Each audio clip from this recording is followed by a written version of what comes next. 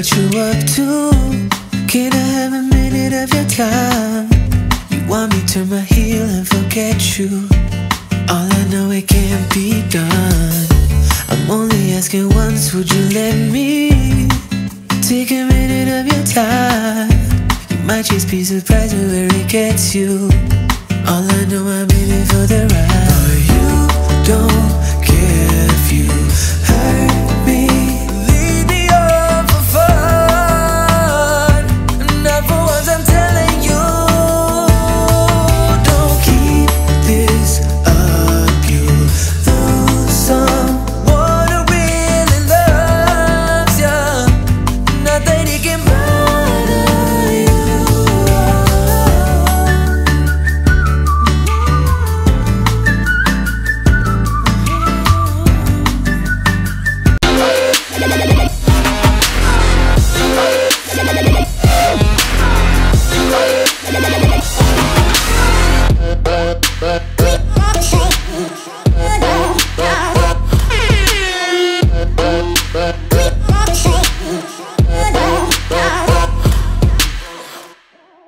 Hey, what's up? Alors, la voix est une voix de réveil, comme vous pouvez le constater. Je viens de me réveiller. Je crois que ça se voit. Hier, j'ai dormi, mais comme une masse. Il est bientôt midi, hein, et je prends mon petit déjeuner. Mais c'est pas grave, j'avais vraiment besoin de cette nuit de sommeil. J'ai dormi de 23h à 10h30 ce matin. J'avais vraiment besoin de ça. Quand ton corps est fatigué, bah, faut lui donner ce qu'il demande, tout simplement. Aujourd'hui, une petite journée tranquille. J'ai quelques petites choses à faire. Je dois aller faire des courses. Je dois aller au sport en espérant que j'ai le temps d'y aller et préparer la vidéo d'aujourd'hui. Je suis en retard sur mes articles aussi, donc écrire des articles. Donc je me suis dit que ce serait une bonne idée que vous veniez avec moi, tout simplement. Donc, bienvenue dans ma routine.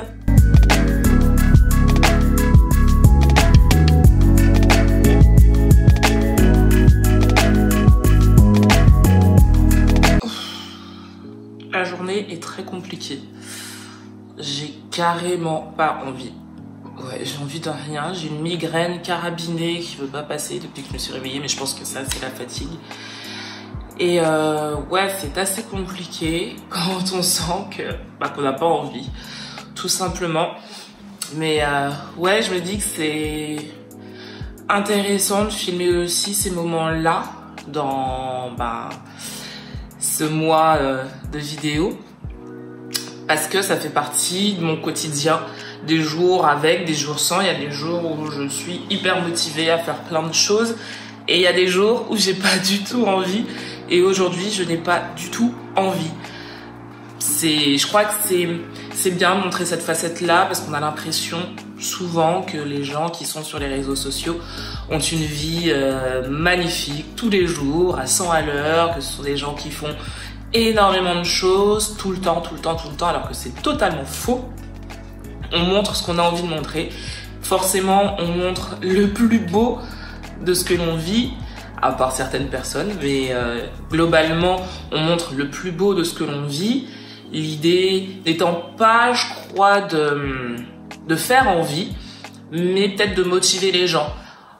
En tout cas, moi, c'est la raison pour laquelle je montre ce que je montre sur les réseaux sociaux, c'est-à-dire que je me dis, ça peut peut-être motiver les gens à faire ce qu'ils ont envie de faire, à créer la vie qu'ils ont envie d'avoir, avec des moments de la mienne, où je voyage, où je vais dans des restos sympas ou des choses comme ça. Faut se donner les moyens et des fois on a juste besoin d'un petit coup de boost en se disant si je peux le faire également, je peux y arriver. Donc il faut simplement se donner les moyens. C'est pas évident, mais des fois regarder les autres faire, c'est se dire si la personne en face peut le faire, je peux le faire aussi. Mais évidemment, comme tout le monde, on a des journées sans. Et aujourd'hui, définitivement, c'est une journée sans. Je suis censée aller au sport, mais je pense que je vais faire la séance à la maison. Je vais quand même faire la séance. Il y a quelques temps de ça, pas très longtemps en plus, j'aurais été la première à me dire, bon allez, aujourd'hui t'as pas envie, tu ne fais rien. Mais finalement, j'ai compris que c'était pas la meilleure chose de ne pas se bouger. Donc, je vais me bouger. Et ouais, je vais faire la séance à la maison, je vais aller faire des courses, je vais lire, ça va me faire du bien. Aussi, je vais me poser parce que voilà, comme je dis, je suis fatiguée, donc faut pas non plus forcer les choses, faire pour faire, mais faut pas non plus être là à ne rien faire en se trouvant l'excuse de comme je suis fatiguée, je fais rien. Donc voilà. Donc la journée ne sera pas aussi productive qu'elle aurait dû l'être, mais elle va l'être. Et ouais, faut se donner les moyens. Faut se donner les moyens de réaliser ce qu'on a envie de faire. Donc je veux un corps de bombasse. Alors il faut faire la séance de sport du jour. C'est pas évident. C'est vraiment pas évident. Mais on va y aller. Je vais pas vous montrer ce que je fais au niveau sportif aujourd'hui parce que je ferai une vidéo vraiment spéciale. Je suis en train de faire un programme sportif sur 3 mois et c'est ce que je vais faire dans la vidéo. Donc ce sera une vidéo vraiment dédiée à ça, à ce programme. Je vais vous dire comment je l'ai trouvé, comment ça s'est passé, les résultats, est-ce qu'ils sont là ou pas. Mais je préfère faire une vidéo entière sur le sujet plutôt que vous montrer 2-3 trucs vite fait. Ça n'a pas d'intérêt, en tout cas pour moi. Voilà. Donc, sur ce, je vais aller me préparer, faire mon sport, et puis aller faire les courses. Je vous emmènerai pour vous montrer un petit peu ce que j'achète. Ça peut être intéressant, ou pas. Mais je vous montre tout ça en images, évidemment.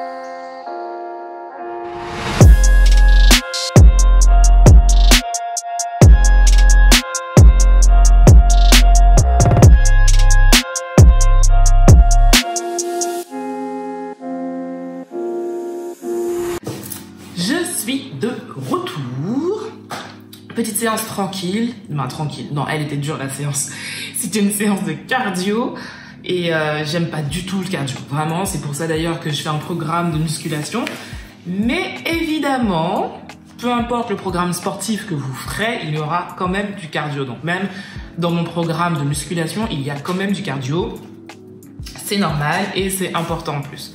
Aujourd'hui, la séance c'était que ça, très dur, surtout quand on est fatigué. Mais voilà, je l'ai faite, je suis contente. Là, je vais manger, ensuite je vais faire les courses. Et voilà, donc petite pause, je mange devant Netflix.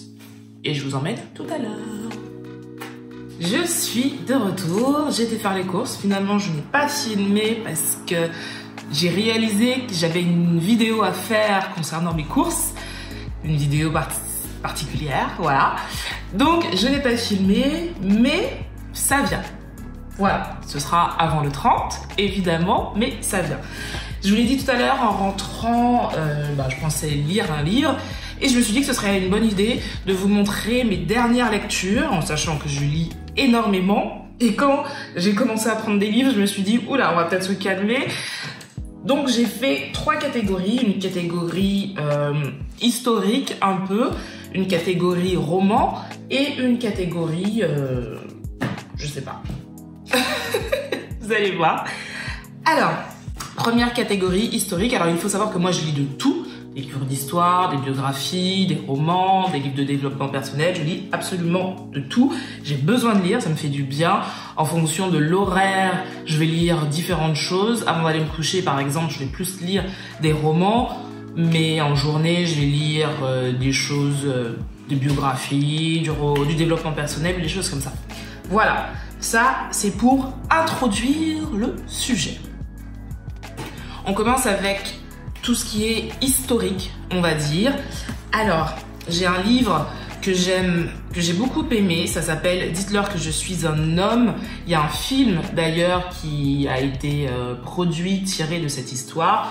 Alors le livre, là c'est une réédition, mais le livre il est sorti il y a pas mal d'années. En fait c'est l'histoire de Jefferson dans l'Amérique raciste des années 30, l'Amérique du Sud. Et Jefferson va être condamné à tort pour un crime qu'il n'a pas commis. Et en fait, c'est l'histoire de Jefferson avec un point de vue particulier. Et on rentre dans le livre comme si on était un acteur de l'histoire. Ce livre nous fait réfléchir et je trouve qu'il est vraiment très très bien fait. Donc c'est d'Ernest J. Gaines. Dites-leur que je suis un homme. C'est vraiment un très beau livre à lire. Dans le même style, l'histoire du dernier esclave américain de Zora Neale Hurston. Je sais pas si je prononce bien. Voilà. C'est le témoignage. Alors ça c'est une histoire vraie et c'est le témoignage du dernier esclave. Donc juste pour ça, il fallait que je le dise. C'est de l'histoire. Ce qui est bien dans ce livre, c'est qu'il n'a pas été réécrit dans le sens où le langage de cet esclave est intact. On a gardé sa façon de parler, on a gardé ses tournures de phrases, son argot, on a vraiment tout gardé et je trouve que justement ça donne un aspect très concret, très réel à l'histoire. Donc voilà. Merci les gars. Donc voilà, l'histoire du dernier esclave américain. Livre super intéressant également. Livre historique, une brève histoire de l'humanité, Sapiens de Yuval Noah Harari. Alors ça c'est un deuxième tome. Il a sorti une première histoire qui s'appelle Nous les Homo sapiens. Et ça, je l'ai pas lu, mais j'ai vu énormément de retours positifs. Et une connaissance m'a dit que celui-là était vraiment bien. En gros, c'est l'histoire de l'homme, de la création du monde jusqu'à aujourd'hui, avec sa vision des choses, avec des dates, des faits. Super intéressant. Si vous aimez l'histoire de l'homme, en gros, c'est ça. Ensuite, deuxième section, les romans.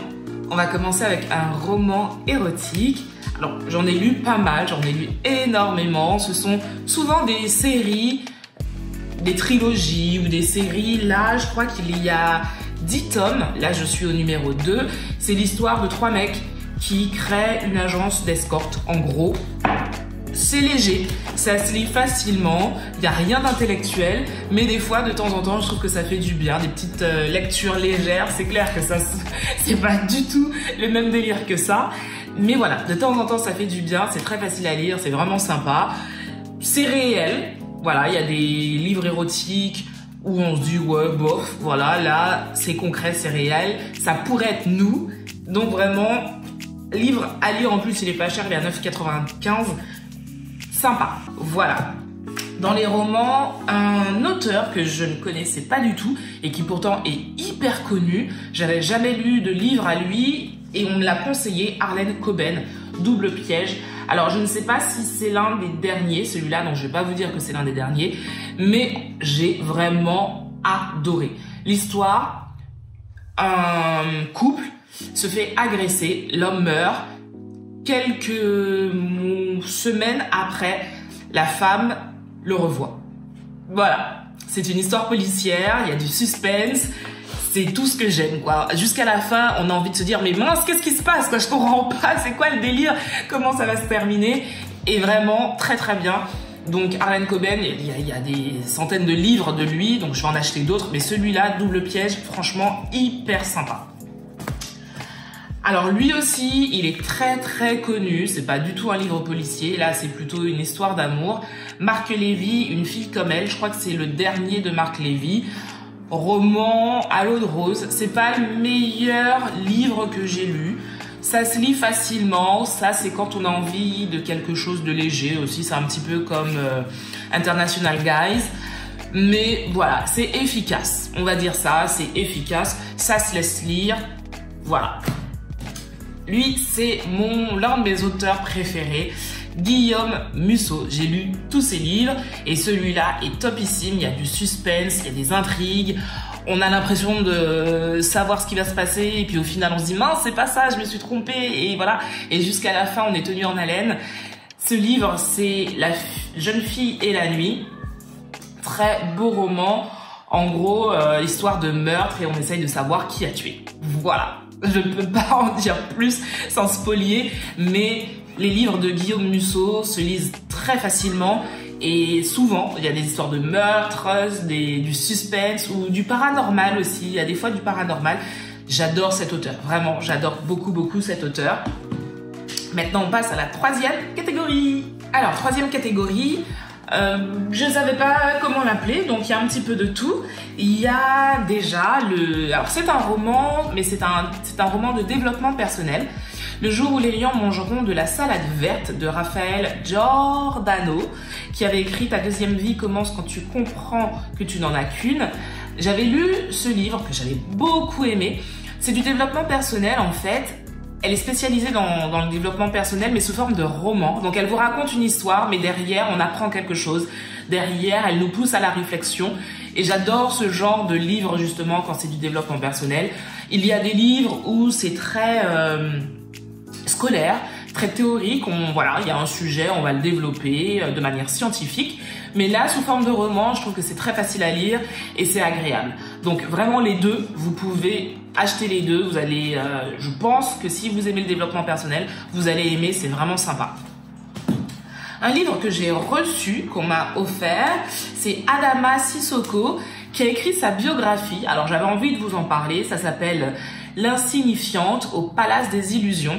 C'est son histoire, c'est l'histoire d'une jeune femme d'origine africaine qui va travailler dans le milieu de l'hôtellerie de luxe et elle nous raconte un petit peu comment elle a vécu tout ça, comment elle a survécu à tout ça et c'est super intéressant. Ça se lit très facilement, ce n'est pas, je vais être objective, ce n'est pas de la grande littérature, mais je trouve que c'est un livre hyper agréable à lire. Ça permet d'avoir un pied dans le milieu du luxe. Et vraiment, j'ai aimé, je l'ai lu assez rapidement. Et voilà, je l'ai aimé, elle parle avec ses mots. Voilà, franchement, si vous pouvez le lire et que vous avez envie de quelque chose de léger, allez-y, c'est sa biographie et elle est super intéressante. Voilà. Un livre qu'il fallait absolument que j'intègre dedans. Je vous avais déjà parlé de l'e-book. Mais là, le livre papier vient de sortir et il est juste magnifique. Frisé, défrisé. L'Oxé, c'est le livre de Vanessa Laguerre qui est enfin sorti en version papier et je suis tellement contente parce que l'e-book déjà c'était une pépite. J'avais fait un article dessus sur le blog, n'hésitez pas à y aller, tiabrownsugar.fr et j'en parlais et je n'en disais que du bien. La version papier est juste magnifique, la qualité est topissime. Il y a des illustrations, c'est super bien expliqué. Voilà. Même si vous débutez, par exemple, si vous avez fait votre Big Shop il n'y a pas longtemps, vous allez comprendre ce qu'elle vous raconte. Tout est tellement bien fait, c'est très pédagogique. Voilà. Et en plus, ce qui est bien, c'est que c'est pour les cheveux naturels, pour les cheveux défrisés ou loxés. Donc tout le monde trouve son bonheur à l'intérieur. Il y a des idées recettes. Elle nous explique les choses de manière très simple. Ça, vraiment, c'est à voir dans sa bibliothèque. Si vous voulez prendre soin de vos cheveux, c'est un incontournable. Donc voilà, frisé, défrisé, loxé de Vanessa Laguerre. Offrez-le, achetez-le, mais il faut l'avoir. Voilà, donc c'était ma petite sélection de livres. Dites-moi en commentaire ce que vous lisez, ce que vous avez lu, des livres qui vous ont marqué et que vous recommandez à lire absolument. J'aimerais beaucoup voir ça. Surtout que moi j'achète des livres tout le temps, donc vraiment s'il y a des pépites, je me ferai un plaisir de les acheter. Je pense que pour aujourd'hui, cette vidéo est terminée. Il y a Doudou qui va arriver dans pas longtemps, il était en voyage d'affaires. Donc voilà, ce soir on va profiter en amoureux de notre première soirée de vacances ensemble. Je vous fais de gros bisous, n'hésitez pas à vous abonner à ma chaîne si ce n'est pas encore fait. Ce mois-ci, j'espère passer la barre des 20 000 sur YouTube et peut-être sur Instagram. Ça ne dépend que de vous. Donc sur ce, merci et à très vite. À demain.